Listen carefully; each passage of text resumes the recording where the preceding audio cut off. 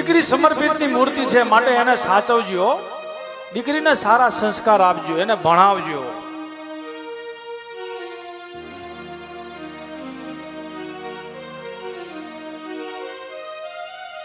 જનક રાજા વિદાય આપે છે. આજે જાન ગઈ જનક રાજા નગર સુધી વળાવા ગયા.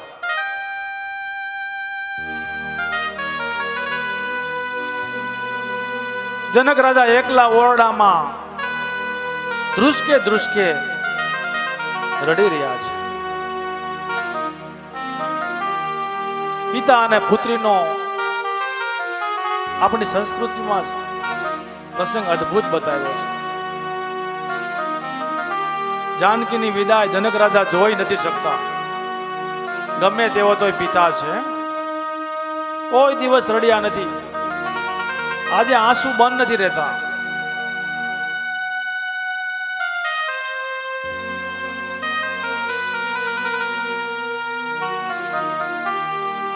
પિતાજી કેમ ઓફિસમાં મોડા આવ્યા એવું બતાવે છે. ગમે ત્યારે પિતાજી મોડા આવ્યા હોય ત્યારે બાપને તરત દીકરી કે કેમ મોડું થઈ ગયું. દીકરી કે કેમ કે સમર્પિતની મૂર્તિ છે.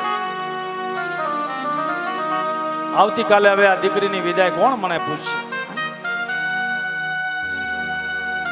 મમતા રૂવે જેમ વેરુડમાં જ વીરડો ફૂટી ગયો, કાળજો વેરો કટકો મારો ગાંઠથી છૂટી ગયો. જાન અયોધ્યા પહોંચી ગઈ. સાસુ અને વહુ એકાબીજા દુખણા લીધા છે. સર્વને આનંદ સમાતો નથી. દિવસો જતા વાર નથી લાગતા. રામચંદ્રની 27 વર્ષના, ત્યારે જાનકી કેવલ 18 વર્ષના હતા. આટલા નાના હતા. બધાની સંપત્તિ સામે અયોધ્યાભિષેકની તૈયારી કરી છે. આ રાક્ષસો બહુ ત્રાસ આપવા લાગ્યા અને વિઘ્નેશ્વરી દેવનું આહવાન કર્યું છે. રામને રાજ્યાભિષેકમાં વિઘ્ન કરવા જાઓ. અયોધ્યામાં કોઈ વિઘ્ન ન કરે એવું ન કરો. બહારથી વ્યક્તિ ગોતવી પડે. ત્યાં સામે મંથરા મળી, તેમાં પ્રવેશ કર્યો. મંથરા છે તે કૈકેયીની દાસી હતી. તે લગ્ન વખતે સેવા કરવા સાથે લઈ આવી હતી. મંથરા આજે અયોધ્યાની સજાવટ જોવા આવી છે. આ મંથરા હતી ભયંકર છે. રાવણનું મૃત્યુ થયું, મંથરાનું મૃત્યુ નથી થયું, હજી જીવે છે. રામાયણમાં એક મંથરા થઈ, કલિયુગમાં ઘેરે ઘેરે મંથરા બતાવે છે. બે ભાઈઓ બરાબર રહેતા હોય, બે વહુ બરાબર રહેતી હોય તો વચ્ચે મંથરા આવી જ જાય. રસોડામાંથી નોખા કરી નાખે. મંથરા કૈકેયીના મહેલમાં આવી.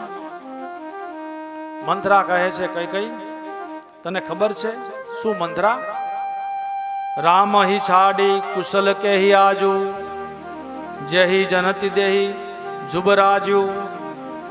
મહારાણી, રામ કુશલ છે ને? રામ આવતીકાલે રાજા થવાના છે. મેં સમાચાર સાંભળ્યા છે.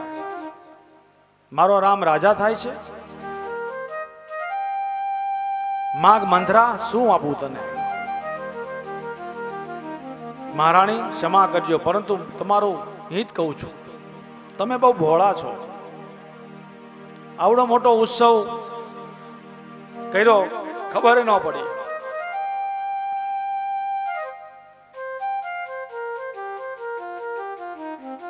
રામનું નામ લેતા મંથરાને એક તમાચો કૈકેયીએ માર્યો. ચાલી જા મહેલમાંથી અહીંથી. મારા રામ વિશે એક શબ્દ પણ નહીં બોલતી.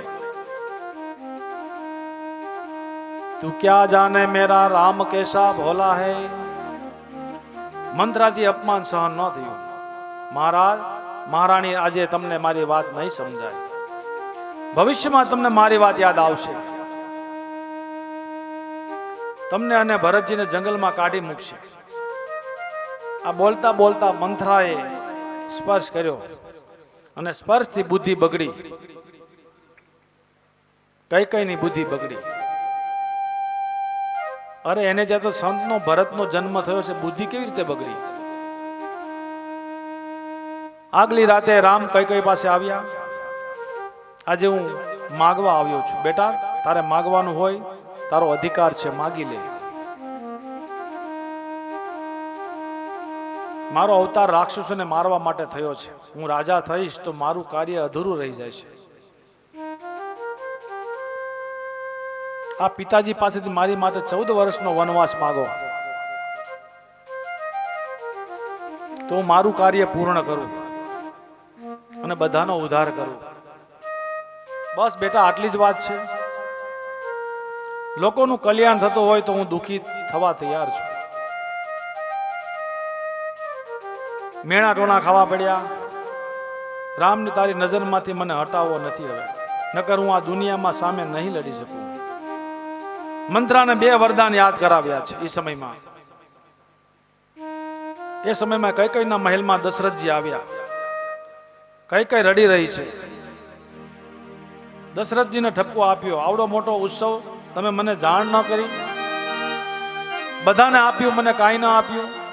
દશરથ દાદા કહે છે, માગો માગો, શું જોઈએ છે? હું માગું અને તમે ફરી જાવ તો?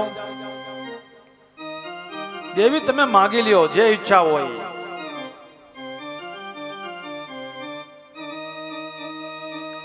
ના, તમે વચનથી બંધાવો.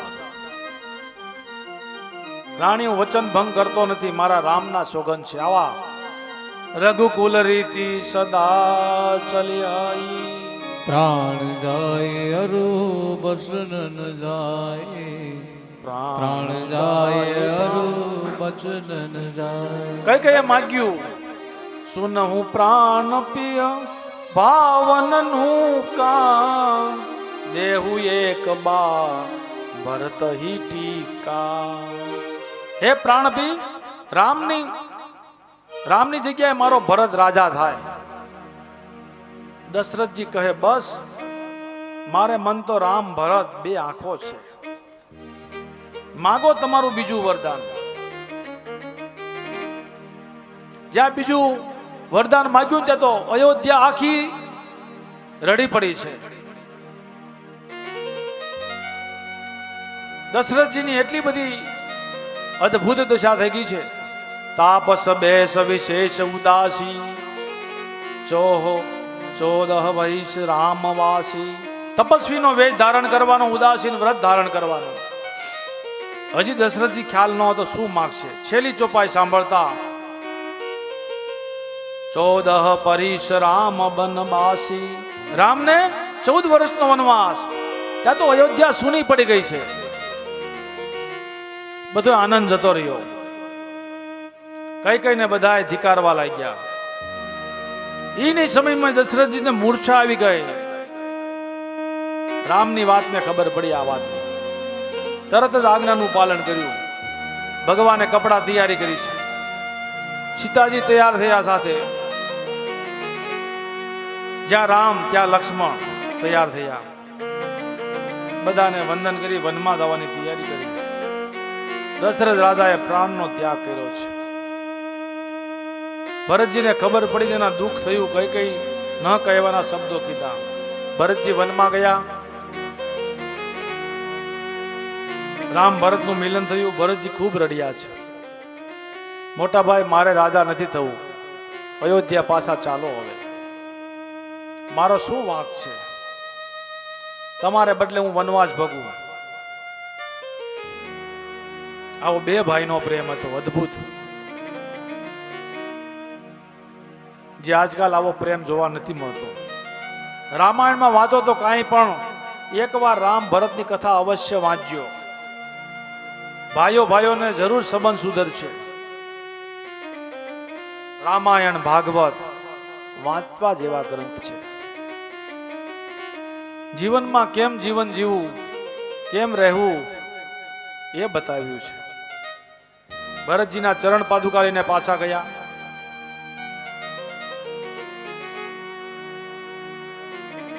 રાવણની બહેન એ સમયે શૂર્પણખા અપમાન કર્યું. તેને લંકામાં જઈને રાવણનો કાન બંભેર્યો.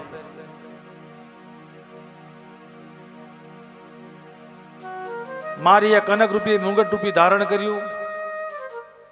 સીતાજીએ કપટ મૃગને જોયું. રામજી મૃગની પાછળ ગયા. રામજીએ મારીચને બાણ માર્યું. મારીચે લક્ષ્મણ હે લક્ષ્મણ હે લક્ષ્મણ કરતો કરતો જમીન ઉપર પડ્યો. સીતાજી અવાજ સંભળાતા તેમને થયું રામજી સંકટમાં લાગે છે. લક્ષ્મણને પાછળ મોકલે છે. તે વખતે રાવણ સંન્યાસીનું રૂપ લઈને આવ્યો. સીતાજીનું હરણ કરી ગયો છે. આકાશ માર્ગે જવા લાગ્યા.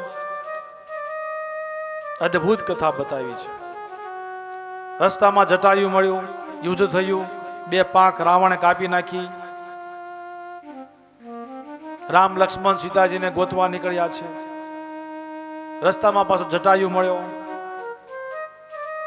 જટાયુ કહે છે માતાને રાવણ ઉપાડી ગયો છે. ત્યાર પછી માર્ગમાં સબરીનો આશ્રમ પહોંચ્યા. ભગવાને હેઠા બોર ખાધા. આવી બધી કથા બતાવી છે. હનુમાનજી સુગ્રીવ સાથે મિત્રતા કરાવી છે.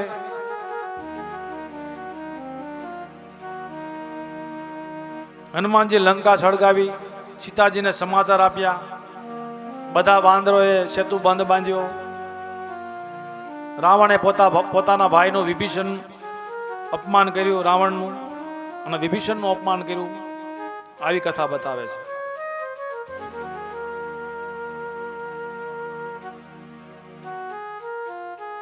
રામજી સેના સાથે લંકામાં પ્રવેશ કર્યો છે. અનેક રાક્ષસોને માર્યા. રાવણના પુત્રો ભાઈ અને સેનાનો નાશ કર્યો. રામજીને લંકાનું પાછું રાજ્ય અભિષેક પ્રાપ્ત થયું. વાનરોનું ખૂબ સન્માન થયું.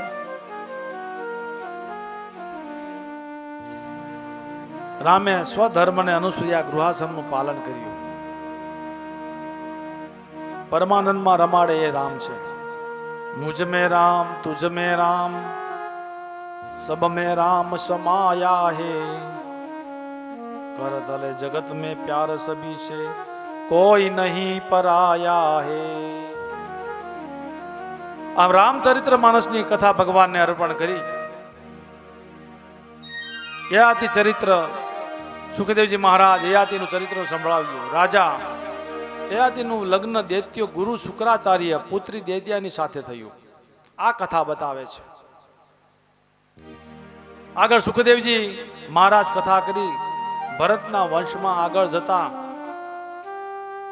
રતિદેવ થયા. તેમનું ચરિત્ર બહુ દિવ્ય અને અદ્ભુત છે. યદુ રાજાનો વંશ દિવ્ય છે. આમ શ્રી કૃષ્ણ અવતારનું સૂચન કરી 9મા સ્કંદને વિરામ આપ્યો.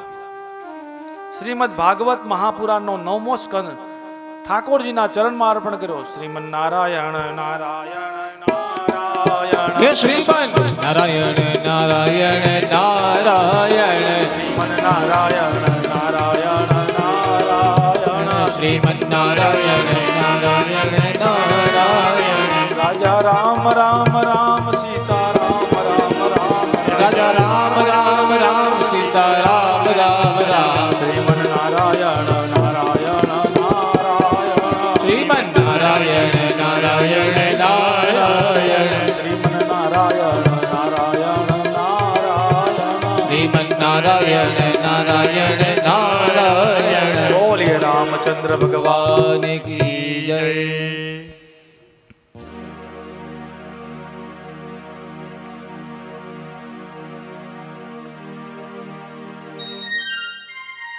દસમો સ્કંદ ભગવાનનું હૃદય પૂર્વાધ નિરોધ લીલા બતાવી છે. દસમો સ્કંદ એટલે પ્રભુના પ્રાગટ્યની કથા.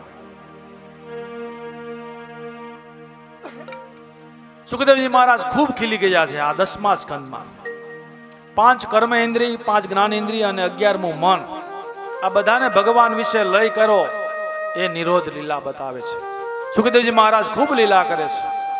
ઈશ્વરમ સર્વભૂતાનામ હૃદયે સે જુનર તિષ્ઠતિ. ઈશ્વર પરમાત્મા જીવ માત્રમાં હૃદયમાં બિરાજમાન છે. રાજા પરીક્ષિત જિજ્ઞાસા છે, તેથી 10મા સ્કંદમાં આરંભથી કહ્યું છે. રાજોવાચ કથિતો વંશ વિસ્તારો. 10મો સ્કંદ પ્રભુનું હૃદય બતાવ્યું છે. ભવતો સોમ સૂર્યો રાગનામ ચોભય વંશનામ ચરિતમ પરમાદ્ભુતમ. આપે મને સૂર્યવંશ અને ચંદ્રવંશની રાજાઓની કથા કરી, એ મેં સાંભળી. હવે ચંદ્રવંશમાં પ્રગટેલ પ્રભુની કથા સંભળાવો મને. સુખદેવજીની પ્રસન્નતા તો જોવો. સુખદેવજી મહારાજ કથામાં રાજાની આવી રતિ અને